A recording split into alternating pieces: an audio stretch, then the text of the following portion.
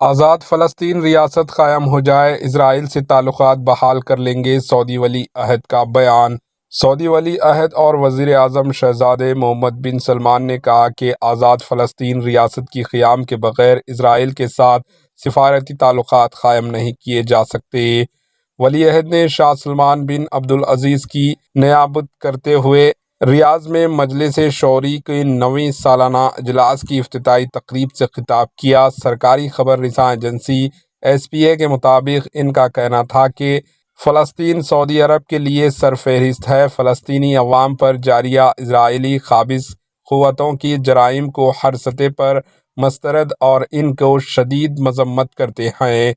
محمد بن سلمان نے ان ممالک کا شکریہ ادا کیا جنہوں نے فلسطین ریاست کو بین الاقوامی قانونی حیثیت کے طور پر تسلیم کیا، اور دیگر ممالک پر زور دیا کہ وہ بھی اس طرح کے اقدامات اٹھائیں۔ اپنے سالانہ خطاب میں انہوں نے ملکی اور خارجہ پالیسیوں، علاقائی اور بین الاقوامی امور پر موقف بیان کیا ہے۔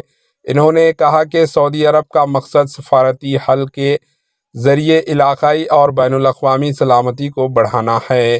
ان کا کہنا تھا کہ سعودی عرب یمن، سوڈان، لیبیا اور یوکرین کے بحرانوں کے سیاسی حل تک پہنچانے کی کوشش کرنے کی علاقائی اور بین الاقوامی سلامتی اور امن کو بڑھانا چاہتی ہے۔ اس کے علاوہ روس یوکرین بحران کی سفارتی حل کی بھی بھرپور حمایت کی جاتی ہے۔ Bureau report, AHN news. AHN news کو لائک کریں، شیئر کریں اور سبسکرائب کرنا نہ بھولیں۔